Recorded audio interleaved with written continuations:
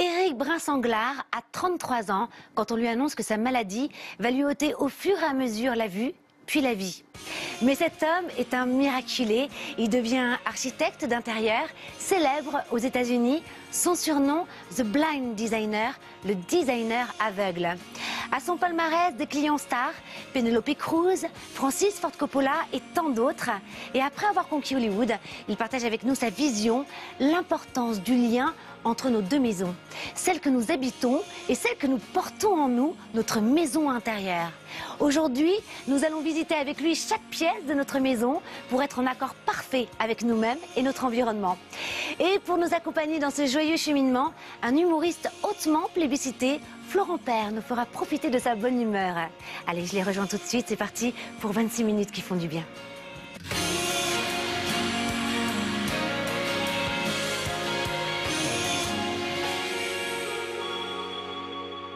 Alors, son actualité est riche. Il est à l'affiche du 3e volet des aventures de Duc Obus. À côté de ça, en tournée dans toute la France, dans quelques jours à l'Olympia. Mais s'il est là aujourd'hui, c'est pour nous parler tout particulièrement de cette 2e édition des Ménuires du Rire. Tout à fait. Et vous en êtes d'ailleurs le chef d'orchestre, Florent Père. Oui, tout à fait. Ou le chef d'orchestre, c'est pas mal. Ah, c'est bien trouvé ou pas? Oui. On en parle dans quelques instants. Bien sûr, évidemment. Éric Brun-Sanglard, là, vous êtes une véritable star aux États-Unis. Alors, vous aviez votre propre émission de télé. Votre surnom, The Blind Designer, le designer aveugle. Votre livre, votre livre nous invite à accéder à cette paix en soi et chez soi. Et ce matin, grâce à vous, on va connaître toutes les bonnes pratiques pour harmoniser notre intérieur. Merci d'être là. Merci beaucoup, Karine. Et François Pomès, notre journaliste scientifique, qui, je sais, a quand même des bonnes bases d'aménagement intérieur, puisque grâce à vous, Éric Brun-Sanglard, j'ai su que sa cuisine reflétait une belle estime de lui-même.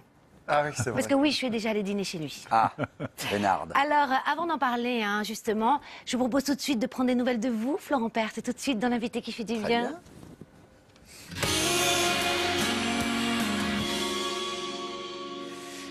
Alors Florent Père, il faut que vous nous expliquiez ce concept hors du commun qui nous amène à 1850 mètres d'altitude dans une célèbre station de ski. Son nom, les Ménuires du Rire. Vous en êtes à la 2e édition, la première avait déchaîné l'enthousiasme. Racontez-nous tout, il y aura qui, qu'est-ce que c'est? Eh bien, écoutez, bon, après, le concept du festival d'humour, c'est je n'ai rien inventé. À la montagne, il y en avait d'autres aussi, mais celui-là, il a l'avantage, enfin, il a la particularité d'être familial, puisque je l'organise avec mon ami d'enfance, ma femme, mon beau-frère, et que cette idée est née autour d'une raclette il y a 5-6 ans. Génial. Et on était là en se disant, tiens, on faisait un festival. On était dans une autre station à l'époque dans laquelle on a fait 4 ou 5 éditions. Et on est arrivé au Ménuires l'an dernier. Et ça s'est effectivement très très bien passé. Et là, cette année, on revient avec le prénom, dans la pièce dans laquelle je suis avec mes camarades. Et qu'est-ce qu'on va faire? Laura Lone, pardon, et Victor Vincent. Ouais, j'ai eu un petit trou. Et j'ai la chance d'avoir Laurent Gérard, qui est un artiste que j'admire énormément. Et Jonathan Lambert aussi, non?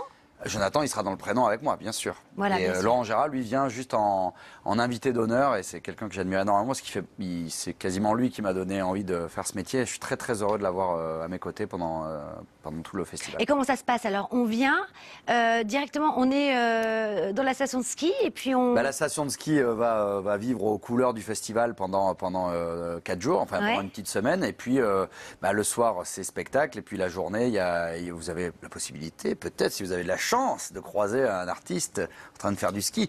Si c'est moi, ce sera du ski très bien. Si c'est Laurent Gérard, ce sera du ski très très bien. Si c'est Jonathan Lambert, ce sera pitoyable. Il passera en luge ou un truc comme ça. J'espère qu'il vous écoute. Alors vous savez, Florent Père, que vous êtes dans une émission un petit peu particulière. Ici, on ne s'arrête pas à la surface. Bien sûr. Alors, on connaît tous votre univers foisonnant, vos talents de performeur, et puis ces personnages hauts en couleur que vous interprétez. Mais on connaît moins l'homme finalement qui se cache derrière le clown. Mon Dieu. Alors, je vous propose tout de suite. Derrière le clown. Voilà. D'ailleurs, je vous invite à aller voir son Instagram. Le dernier sketch sur Joker, vous êtes complètement, mais vous êtes parti en vrille complet, mais c'est génial. Donc, je vous propose l'interview tout de suite. Florent va de pair avec. Oh là là, pas mal. Okay. Et oui, et c'est de moi. Pour un petit jeu de mots, je vous félicite. Vous êtes un grand sportif, vous avez fait de longues études de sport. Quand il s'agit d'atteindre vos objectifs, Florent va de pair avec? Avec le travail. Ça vous va? Ah ben... Vous voulez que je développe? Oh, comme vous voulez, c'est vous. Vous êtes le chef d'orchestre ici. Mais oui, je pense sincèrement... Je crois fondamentalement au travail dans notre métier, dans à peu près partout, mais moi je parle que de ce que je connais, et je pense que, enfin, j'invente rien, un mec comme Brel, qui avait quand même un talent proche du génie, disait non, il y a pas de talent. Je crois que vous allez dire proche de moi. Proche de moi, oui, bah, tout pris. Non, mais il disait que c'était 20% de talent et 80% de travail et de sueur, et c'est vrai. C'est vrai que par le travail, on atteint beaucoup d'objectifs, mais ça c'est un truc que j'ai hérité aussi du sport. Mais que, voilà, donc on va le faire avec le... Et sinon, Florent, vous avez passé une bonne Saint-Valentin? La saison s'y prête. J'ai envie de vous demander, en amour, Florent va de pair avec? Avec sa femme et son fils. Mais pas de Saint-Valentin, non. Et amour, votre vision? Je sais, ma vision de l'amour? Des réponses courtes, hein? Ah bah non, je ne sais pas. Des fois, c'est des quiz comme ça où il faut des... C'est vrai, comme vous voulez. Non, l'amour, voilà. Qu'est-ce que vous voulez que je vous dise? L'amour, non, la ça famille, se voit, vous n'avez femme, pas besoin de parler. Hein. Bien sûr. On voit que vous êtes épanoui. Vos personnages sont parfois ambivalents, à la fois clown triste et clown joyeux. Et si je vous parle de notre humanité et de son avenir, Florent va de pair avec? Alors... il va de pair avec un peu d'angoisse et beaucoup d'espoir. En tout cas, on va dire plutôt beaucoup de motivation à essayer de faire ce qu'il y a à faire pour que ça aille mieux, quoi. J'essaie d'être le plus... Enfin, je suis même plutôt assez engagé écologiquement. Je donne jamais mon avis politiquement, d'ailleurs. Mais je pense que ça intéresse personne. Par contre, pour l'écologie, je suis très, très actif. Dans ma vie au quotidien, j'essaie de faire le mieux que je peux, mais ça commence à être pas mal, je crois. Et puis quand je peux me greffer sur des événements, je fais des événements assez régulièrement avec un monsieur qui s'appelle Stéphane Mifsud, qui est un champion d'apnée, qui a le record du monde d'apnée statique en 11 minutes et 35 secondes. C'est pas mal. Ouais. Et on fait des événements de dépollution, de plage, où on fait venir des enfants des écoles. On l'avait fait, la première qu'on a faite, c'était à Marseille, donc avec les enfants des quartiers nord. Et donc on a sorti évidemment tout ce qu'il y avait au fond du port. Et c'est des événements comme ça que j'essaye de faire le plus souvent possible parce que je suis très touché par ce qui est en train de se passer. Peut-être parce que vous avez des enfants aussi. Je pense qu'il faut être actif et que j'ai des enfants. Oui. Alors vous vous êtes construit à main nue, votre propre navette pour décrocher les étoiles. Mais excusez-moi, j'aurais dû... Mais oui, c'est pas vous qui l'avez écrite celle-là. Hein. Si, j'écris tout, figurez-vous. J'écris tout. Vous avez... Parce que j'ai pas mes lunettes, ça m'arrive souvent d'ailleurs pendant l'interview. Vous voulez que je tienne les fiches de loin, peut-être? C'est un peu ça, exactement. Vous êtes construit à main nue votre propre navette pour décrocher les étoiles. Mais si je vous dis spiritualité, Florent va de pair avec? Alors, va de pair avec... en spiritualité, j'ai découvert le yoga. Pas mal. Non, et la sophrologie, et le magnétisme aussi. J'ai découvert le magnétisme en fait quand je me suis blessé au genou il y a très longtemps, que j'étais en sport-études. Et le préparateur physique que j'avais à l'époque m'a dit fais ta rééducation, tout ça, mais je vais te faire découvrir autre chose si tu veux bien. Et on faisait des séances de magnétisme, alors c'était plutôt de la méditation et tout ça, mais... Vous ferez découvrir la naturopathie en fin d'émission. Huiles essentielles, tout ça, évidemment, ma vie, toute Florent ma vie. Père, merci d'avoir joué le jeu, vous restez avec nous, il est temps de découvrir une personne hors du commun. Ah bah merci, parce que là, on était sur un pauvre terrien, un pauvre comique qui fait des vidéos dans sa salle de bain, mais là maintenant, on passe sur l'exceptionnel, sur la perle rare, hein, voilà. C'est tout de suite dans le savoir qui fait du bien.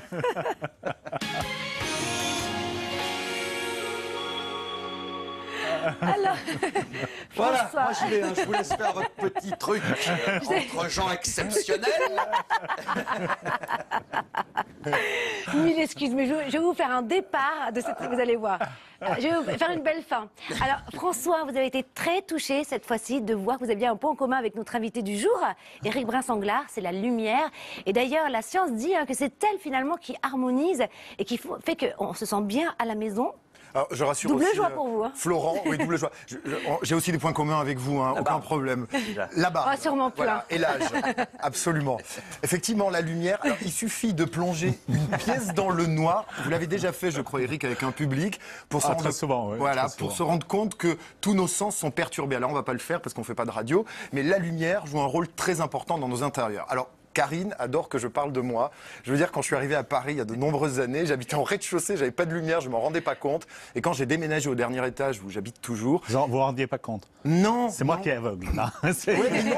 En fait, on s'en rend pas compte tant qu'on n'a pas vécu. Et en dernier étage, j'ai la lumière du jour toute la journée. Et en fait, mon sommeil, mon humeur, etc., ça a complètement bouleversé ma vie. C'est pas moi qui le dis, ce sont les scientifiques. En fait, on a 30 années d'études de luminothérapie qui nous montrent que les vrais tests en luminothérapie sont plus efficaces que les médicaments contre la dépression saisonnière. C'est normal, la lumière joue un rôle essentiel dans la production de mélatonine, qui est une hormone absolument essentielle dans la chronobiologie. Donc ouvrez vos intérieurs, vos fenêtres, sortez, vivez dans des vérandas et faites entrer la lumière du soleil chez vous. Ça, c'est hyper important. Et puis arrêtez d'habiter au rez-de-chaussée, enfin gagner de l'oseille, acheter des rooftops, enfin qu'est-ce que vous foutez les pauvres en fait? Ah oui, on déprime. Non, Eh ben, moi, on bosse, on gagne des ronds. C'est surtout déménager dans le sud. Ah oui, c'est ça exactement. Éric Brin-Sanglard, à 33 ans, vous perdez la vue à cause d'une infection virale. Les médecins disent que vous n'avez plus que quelques jours à vivre. Alors, ce sont les premières lignes de votre livre et le début de votre renaissance. Aujourd'hui, vous êtes un des plus grands designers médiatisés, célèbres et reconnus aux États-Unis. Votre livre nous invite à cette paix intérieure, mais aussi chez soi. Comment, finalement, ce qui semblait être une fatalité est devenu un moyen extraordinaire de développer la faculté de voir au-delà de la matière, puisque, je vais reprendre vos mots, vous captez les énergies qui vous entourent. Oui, tout à fait. Déjà, quand on perd la vue, on doit utiliser ses autres sens. Ça, c'était la première chose que j'ai dû faire quand j'avais commencé de gros travaux dans ma maison sur les collines de Los Angeles avant que je perde la vue. J'ai tout arrêté quand on m'a diagnostiqué et qu'on allait me dire que j'allais devenir aveugle et mourir.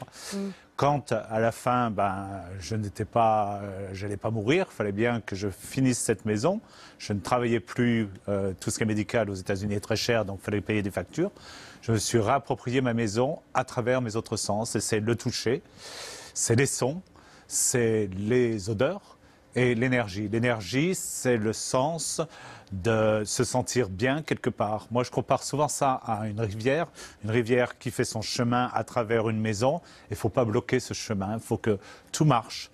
Et là, petit à petit, je me suis finalement réapproprié cette maison à travers tous ses sens, réalisé que je devais l'harmoniser avec moi-même. Et c'est là où j'ai compris, en fin de compte, le bien-être chez soi. Alors, vous dites d'ailleurs, montrez-moi votre habitat et je vous dirai qui vous êtes. Qu'est-ce qui se passe en vous lorsque vous rentrez dans une maison? Ce que j'aime quand je rentre dans une maison, c'est de ressentir les gens, leur énergie, que ça leur ressemble. Quelquefois, ce n'est pas le cas, et mon job, c'est de les accompagner. Mais qu'est-ce que vous ressentez intérieurement? Qu'est-ce qui se passe? Je me sens frustré, je ne peux pas respirer, il y a même des moments où je me sens tellement mal que j'ai besoin de partir, j'ai besoin de sortir. C'est l'oppression, c'est le trop, alors c'est l'accumulation, c'est les odeurs, c'est les sons, parce qu'il y a trop d'écho ou il n'y en a pas assez, et dans ce cas-là, on a l'impression qu'on peut plus respirer. C'est toutes ces différentes émotions qu'on ne se rend pas compte, parce qu'on est toujours en train de chercher des repères avec la vue, mais en fin de compte, c'est l'intérieur, c'est ce qu'on ressent à l'intérieur de nous. Et aujourd'hui, moi je dis toujours qu'avant même de voir, parce que je vois d'une autre manière qu'avec mes yeux, mais je ressens. Et par exemple, quand vous êtes arrivé sur le plateau, vous avez ressenti quelque chose? Déjà, les énergies de tout le monde, la vôtre énergie, naturellement, l'énergie de François, l'énergie de Florent, toute l'énergie des personnes, c'est la première chose. Après, il y a l'environnement, il y a... Vous vous sentez bien? Là? Oui. Extrêmement bien. Oui, formidable. Alors, je vous invite à rentrer dans le côté pratique et donc chez nous. On va commencer par la première pièce, c'est l'entrée. Qu'est-ce qui s'y passe? Que doit-on faire dans une entrée d'une maison? L'entrée, c'est un peu votre carte d'identité. Donc moi, ce que j'aime dans une entrée, c'est d'avoir quelque chose qui vous ressemble. Ça peut être un tableau, ça peut être une sculpture. Moi, chez moi, par exemple, j'ai une sculpture dans l'entrée. C'est un espèce de rasta fait en recyclage de métal. Oui. En faisant du tam-tam et en train de fumer un joint. Ça vous dit tout de suite, ici, on est relax, on joue, on s'amuse. Voilà, pour moi, donc la première touche, ça va être le reflet de ce que l'on est, de notre personnalité dans l'entrée. Enfin, au moins, un signe qui donne un peu une identité de sa personne. Il y a un buste de moi. avec une affiche de moi. Et voilà, bon, ça me Et paraît, des gens qui prient devant. Oui, hein, c'est voilà. ça Alors on doit toucher le buste en rentrant. Il y a un petit peu d'eau devant, on peut se signer. Comme un si buste on veut. de Bouddha. Voilà, Mais en Apollon grec. Exactement. Voilà, ça me paraît donner une ambiance sympa. Pourquoi pas Voilà qu'on aille tous chez Florent pour vérifier. Quand même. Donc ça, c'est. Il y a encore d'autres indications dans la première, dans la pièce de l'entrée. Dans l'entrée, il y a beaucoup d'indications dans l'entrée. Il y a un miroir, il n'y a pas de miroir. Alors miroir ou pas miroir alors? Pour moi, pas de miroir. D'accord. Parce que moi, je suis toujours parfait. Étant aveugle, c'est l'avantage. Mais c'est vrai, il y a un miroir, parce que si on est très conscient de ça... Voilà, parce qu'il faut se rappeler que c'est seulement une entrée, mais c'est aussi la pièce, la dernière pièce qu'on passe avant de sortir. Donc peut-être qu'on va vérifier si on n'a pas du rouge à lèvres de notre copine de partout ou des choses comme ça. Ah, donc le miroir, c'est pas mal. Oui, c'est pas mal. effet. En cas de relation adultère. Alors, Dans le sens de la sortie. dans le sens de la sortie, c'est ça. Apparemment, quand on rentre, on peut être tout pourri. Non, on s'en on peut avoir des bisous de la maîtresse, là, par contre. Donc, il faut vite tout enlever. Alors, on va aller tout de suite dans la pièce principale, c'est le salon. Qu'est-ce que symbolise le salon? Comment s'y sentir bien? Alors, le salon, à partir de moi, ce que j'aime dans un salon, c'est d'être vraiment à l'écoute des personnes. C'est-à-dire un endroit où on peut partager, parce que j'aime avoir des amis, j'aime partager ma vie, j'aime partager la vie des autres, j'aime écouter. Donc, un endroit où on peut faire ça, donc où on peut se réunir d'une manière intime. Aussi, je pense que c'est un témoignage. Mais alors, qu'est-ce que ça veut dire très concrètement, en fait, côté pratique? Côté pratique, dans un salon, pour moi, c'est d'avoir des chaises, des fauteuils, des canapés. Bon, ça, je pense que tout le monde en a dans le salon. Oui, mais qui sont regroupés d'une manière où, par exemple... c'est ça qui est intéressant, donc plus en promiscuité peut-être, c'est ça? Plus intimiste. C'est-à-dire l'intimité. L'intimité pour les gens qui sont capables de le faire. Et moi, c'est pour ça, quand je vous dis, vous m'invitez chez vous, je vous dirai que vous êtes, parce que ça va donner des informations sur la forme d'intimité que vous avez, que vous partagez avec vos amis. Parfois, il n'y a qu'un petit canapé et deux chaises, alors qu'il y a la place pour mettre effectivement de grands canapés, de grands fauteuils, tous ensemble. Et ça peut être OK si on aime être un tout petit groupe. Il y a des gens, il faut plein d'assises parce qu'il y a plein de gens qui viennent. Et c'est aussi être très éloigné les uns des autres. C'est aussi avoir une table basse qui est à proximité où on peut mettre un verre et pas avoir à se lever pour mettre quelque chose sur la table basse. Tous ces éléments me donnent beaucoup d'informations sur comment vous allez vivre et les matériaux que vous utilisez. Par exemple, si vous avez un chien, on ne va pas forcément avoir les mêmes matériaux que si vous vivez seul ou vice-versa. C'est pour ça que tous ces éléments, les couleurs que vous allez utiliser, les couleurs, il faut se rappeler, les couleurs, c'est des énergies. Ah, les couleurs, oui. Moi, j'aime ça. Alors justement, parce que vous parlez de chromothérapie, mais finalement, vous dites que le plus important, c'est quand même d'aimer la couleur. Même si on nous dit que le kaki, c'est un peu morose et que ça peut nous faire déprimer, finalement, si on aime le kaki, il faut en mettre, quoi. Bien sûr, si c'est votre identité, c'est ça. Bien sûr. Si ça vous fait du bien, c'est pareil. Moi, s'il y a une odeur qui vous fait du bien, moi, j'en mets. C'est comment chez vous, Florent? C'est kaki. La question... Non, pas du tout. Non. Alors moi, je suis. Racontez à Éric Brun comment moi, c'est. je peux imaginer. C'est vrai, non, mais alors, ça, on va faire le jeu. Oui. Alors, c'est comment chez Florent? D'abord, je pense que c'est un endroit où vraiment les copains viennent, où il a un fils. Donc, un fils, il faut que ça soit quand même pratique pour le fils. Donc, il n'y a pas des choses où il va se tomber dessus, où il va se faire mal. Il n'y a pas de couteau par terre, quoi. Non, il y a des gens comme ça qui ont des couteaux par terre. Oui, chez moi. Après, moi, c'est ma femme qui, franchement, moi, je pourrais vivre. J'ai vécu de rien, quoi, avec une bière et. Non, mais. Comme je suis tout le temps en tournée, en fait, je m'en fous un peu de la. Je suis un peu bien partout. Au début de ma carrière, j'allais de café-théâtre en café-théâtre et je restais un mois là, 15 jours ici. Alors, des fois des chambres d'hôtel, des fois un petit studio qui appartenait au théâtre. Et je me suis rendu compte que finalement, quand on rentre, effectivement, on peut faire un peu. Bon, la chambre d'hôtel, elle a un peu. Un mois là, ça va être un peu lourd. Et puis finalement, une fois qu'on a mis un peu ses fringues, un peu son bordel et un peu de musique et tout, après, moi, je suis bien partout. Je me mets. Voilà. S'approprier la pièce. Ça, alors que Éric moi, je me l'approprie bien. Pourtant, vous dites que c'est important de découvrir à deux. Quand on est en couple. Pour moi, c'est votre femme. Complètement dominé. Je suis dominé par ma femme, elle a tout décoré. Quand je rentre chez moi, elle m'appelle monsieur. Je n'ai jamais les clés de la maison. Enfin, je vous expliquerai si on a le temps. Non, mais il faut se rappeler que Florent joue combien de personnages dans votre prochain projet là, que vous jouez 30, Oui. ouais, un peu moins. Donc il y a 30 personnalités chez vous. C'est ça. Donc il y a beaucoup de monde. Alors, Éric Brinsangla, moi, ça m'intéresse de vous inviter dans ma chambre, en tout bien, tout honneur. Et allez. Voilà. Moi, ce qui m'intéresse, alors... Non, parce que, j'ai gagné la Florence. On est en pleine période de Saint-Valentin. Ouais. Comment soit attirer l'amour ou justement le préserver dans une chambre? Alors préserver Je vous l'amour. donne des indications, Florent. Je crois que ça va, Florent, de ce côté-là. Oui, ça a l'air aussi.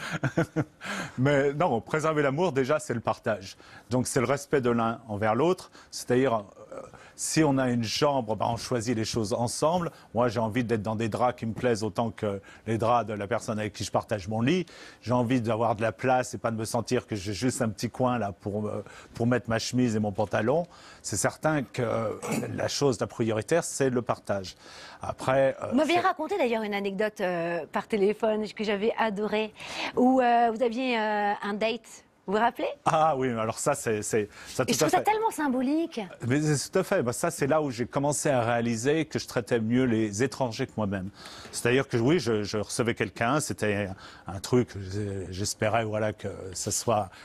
que ça finisse au lit quelque part, j'imagine. Ah d'accord, carrément. Carrément, oh, bah oui. Ok. Nous les hommes, faut... Sans filtre, oui, voilà, dès quoi, le dimanche quand même. matin. Non, sans filtre. Donc, c'est les petits plats, voilà, c'est la bouteille de champagne, c'est les bougies, c'est la musique, le jazz, c'est tout ça. Et en fin de compte, à la dernière minute, c'est « Ah ben, je me sens pas bien, je peux pas venir ». Bon, ben, qu'est-ce qu'on fait? On fait la gueule, on éteint les bougies, on arrête la musique, on met le champagne, on remet au frigidaire. Les plats cuisinés, ben, on les remet voilà, aussi au frigidaire. On sort un bout de fromage et une bière et on va se mettre dans son coin. Bah, non, c'est là où j'ai réalisé comment tu peux passer tout ce temps à préparer quelque chose pour quelqu'un que tu connais pratiquement pas et tu peux pas assez t'honorer toi-même, te faire quelque chose pour montrer que tu t'aimes. Et j'ai ressorti la bouteille de champagne, j'ai remis le plat à cuisiner, j'ai remis la musique, les bougies, j'ai ouvert la bouteille de champagne, je me suis fait mon dîner et je me suis dit, tu le mérites. Et vous vous êtes fait l'amour en fin de soirée. Ça, oui, Bon, c'est classique. Non, mais ce qui est intéressant, et c'est ça qui est formidable, c'est que finalement, vous disiez que pour attirer l'amour, et c'est là où il y a tout le côté spirituel et très bienveillant dans votre livre, c'est que pour attirer l'amour, eh ben, finalement, il faut déjà se donner la première place dans son cœur.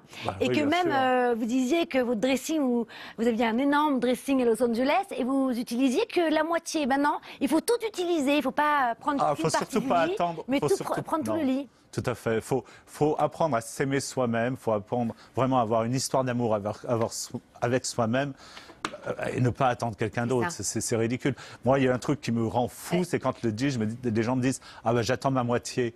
Non, faut être une personne entière C'est pour ça. accepter quelqu'un d'autre. Personne ne veut le job de venir dans votre vie pour vous rendre heureux. Personne n'a envie de ce job. Reconstruire sa maison intérieure. Un livre passionnant qui m'a captivé dès le départ. Et à ce moment, vous parlez d'énergie. Et en fait, j'étais plus attirée au-delà des mots. Je trouvais que c'était vibrant, vraiment, ce livre. Merci Karine. Éric Brinsangla. Merci Vous beaucoup, restez avec nous. Bien sûr. François, on va buller? On bulle. Allez. 3 dans ma chambre. Alors François, vous avez ramené plein de choses ce matin. C'est rare. C'est du très matériel. très rare. Mais Vous moi, savez- ce que je préfère, c'est cette petite marmite là. Ah ben là, attendez, ce qui m'a donné envie de vous présenter une petite recette de naturopathie, c'est ce livre. Le livre d'un naturopathe talentueux, hein, il s'appelle Loïc Ternissian, on le connaît, on l'a déjà reçu dans l'émission. Ce livre, Bien chez sûr, Flammarion, on l'embrasse s'appelle- d'ailleurs. On l'embrasse, naturopathie saison par saison. Alors, la naturopathie, c'est quoi? C'est se faire du bien avec des huiles essentielles. Et saison par saison, bien, vous avez des petits remèdes et des petits trucs et astuces. Le premier truc qu'il vous donne, c'est avec de l'huile essentielle de citron. Bon, ça coûte pas très cher et en fait, c'est ultra efficace. Deux niveaux. D'abord, vous mettez ça dans un diffuseur, c'est un pouvoir assainissant énorme. Ou ensuite, si vous avez des problèmes de digestion, un ballonnement, digestion, ou si vous voulez moins manger, 2 petites gouttes dans une cuillère. Enfin, je vous regarde, mais bon, je ne sais pas qui C'est regarder en fait. Quand on parle de digestion, bon, Alors que quand vous parlez d'un homme hors du commun, vous allez regarder Eric. 2 petites Donc tout ce qui est flatulence, Florent. Voilà. Tout ce qui est concentration, vraiment créativité. Et beauté, hein. et beauté. Pour votre digestion, écoutez-moi bien, 2 petites gouttes dans une cuillère d'huile neutre, vous Oui. mettez sous la langue Magnifique. et vous absorbez ça chaque jour. Ça, c'est la première petite recette, c'est cadeau, je vous la donne. Merci. La Super. deuxième, En plus, vous c'est êtes très sensible, Eric, aux odeurs. en à fait, cas ouais. d'allergie. Si vous êtes sujet aux allergies de printemps. Vous êtes tout le temps allergique. Hein. Je vous donne une recette. Alors, comment on va l'utiliser? Soit dans un diffuseur, soit en instillant ça dans des petites narines et tous les jours. Continue de vous respirez. Vous êtes en face de moi, oui, bien sûr. Laurent. Et je vous donne cette recette que je vais préparer avec vous. Mais qu'est-ce que c'est mignon, ça. C'est vous qui allez la terminer, Karine. Alors, moi, restez le bien petit concentrés. martinet, c'est trop mignon. C'est pas un martinet, c'est un fouet. Et allez, alors, ça va en ce moment? Comment va votre maison intérieure? Ça se passe bien avec le martinet? Je cuisine jamais. Si vous voulez monter des blancs en neige avec un martinet, je voudrais être à la maison. Le martinet, c'est l'autre recette pour la prochaine fois. Donc, dans une base d'huile, vous mettez de la calophylle et du calendula pour faire une petite base. À l'intérieur, 4 gouttes de géranium, 4 gouttes d'estragon, 2 gouttes de menthe poivrée et 2 gouttes de cistus. Vous allez me mettre une petite goutte là, de calendula, c'est pour terminer la recette. À l'intérieur. C'est juste pour participer en fait. Giclée. C'est juste pour que je participe, pour que ça soit visuel. Allez-y. Oh là voilà. C'était vous ou pas? Ce qu'on fait. Ensuite, vous avez une petite touillette comme ça. Vous touillez. Un petit martinet. Regardez, c'est magique. J'adore. Santé. Ah oui, ça sent très bon. Ça sent très très bon. On utilise ça comme je vous l'ai dit. Et on le met où? Eh ben, vous le mettez, j'ai bien une petite idée, dans le nez. Il va falloir se calmer, madame. On voit bien qu'il y a une espèce de frustration qui est là. Toutes les recettes sont dans le livre Naturopathie, guide saison par saison. J'ai une seconde juste, je voudrais vous parler d'Impulstar. C'est un événement qui a lieu aujourd'hui, qui réunit des jeunes de 14 à 16 ans qui sont passionnés de foot et qui veulent être repérés. Ils viennent de tous les milieux socioculturels. Et c'est aujourd'hui au stade Pierre de Coubertin à Paris. Et ça permet d'être repérés par des coachs, etc. Allez les voir, c'est absolument génial. Et donc on y va directement. Impulstar, stade Pierre de Coubertin, aujourd'hui à Paris, dans le 16e. Merci François, merci à tous d'avoir été avec nous ce matin. Alors Florent Père, on vous retrouve pour le Festival d'Éménuire pour la 2e édition. Oui. Merci d'être venu ce matin. Éric Brinsanglard, Reconstruire sa maison intérieure. C'est le titre de votre dernier livre. C'est un bonheur de vous avoir. Merci. Et François, à très bientôt. Nous on se retrouve pour les vacances. Non, pas pour les vacances. Non, après les vacances. On est en vacances. Après les vacances, oui. Ouais. Non, ça va pas du tout. Ça va pas, hein. Je suis fatiguée. C'était le moment que je prenne des vacances. Mais en revanche, faites-vous du bien. C'est vraiment tout ce qu'on vous souhaite dans cette émission. Ouais. C'est vrai ou pas? Tout à fait. Ah, ouais, vous voulez tirer une petite carte? Oh la vache. Une petite phrase qui fait du bien avant de se quitter? Il y a une tension sexuelle qui est en train de s'installer sur ce plateau. C'est pas moi qui l'ai mise. Qu'est-ce qu'il faut faire? On tire. Voilà, au hasard. On tire alors, d'accord. Très bien, c'est les huiles essentielles, c'est en train de nous enivrer. Le bonheur n'est pas une chose toute faite, il découle de vos propres actions. Un certain Dalai Lama, frère de Serge certainement. C'est Juliette du 82 qui nous a envoyé ça. Pour Éric, le sourire est la cause du bonheur. Ah, mais ça me va tellement bien. Ça me va très bien. Merci le rire, d'être venu,